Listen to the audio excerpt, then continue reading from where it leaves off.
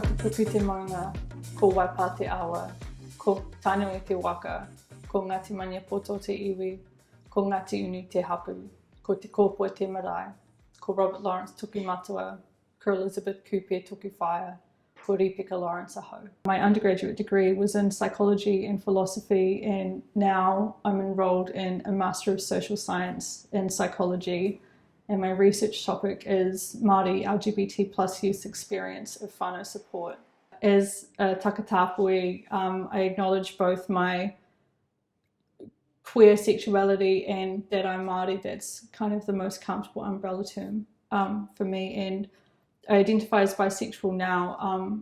For a lot of my adolescence, I identified as gay, as lesbian, because I definitely like women. And as I've become more comfortable in myself, I've embraced the fact that I'm also attracted to men. I got into a relationship with another girl when I was 14, and that's kind of when I started to, that was my first serious relationship. That was when I started using the term gay and lesbian, because I kept hearing other people say, you're in a relationship with a girl, you can't like boys. And I was in the relationship for a long time until I was 17, and then was in another long-term relationship with another girl, and had the same thing. People said because I was in a relationship with a girl, I had to be gay. Yes, and like I'm in a relationship with another woman now, and I've had to work towards accepting myself and spending time with people who respect my sexuality, my gender, whatever it is, to be okay with identifying as bisexual while in relationship with a woman. So my mum's dad's baby sister is lesbian. She came out as lesbian in the 70s, and I grew up, her partner, they were together for 40 years until her partner died a few years ago. And I always grew up hearing she was just part of the whānau. She was just part of the whānau, and that was the end of it. And we had a whāngai auntie who came out as gay when I was about 8, and that was also just okay. So there were, in older generations, there were takataapui people in my mum's family. Yes, so I did have role models. And the biggest role models that I had really was that other members of my mum's whānau were just okay with it. They role modelled love and acceptance. My friends, in particular, my takataapui friends who have diverse genders, have experienced some real hardship, particularly in the community. Some people have been really horrible to them. My friends with diverse sexualities, I think that they, from what I've heard, they haven't experienced so much discrimination in the community. Something that I found in my research so far, which has mostly been reading, I've mostly been doing a lot of reading over the last year, in my own story, is people, community is the biggest protective factor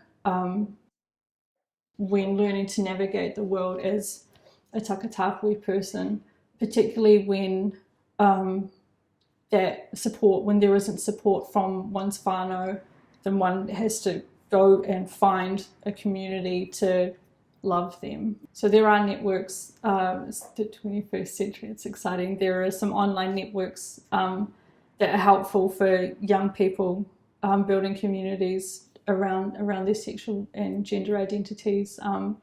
When I was super young and coming out, my community was online. I built an online community using different forms of social media in particular, and really I was just blessed in social media was very young at the time. This was like 2006.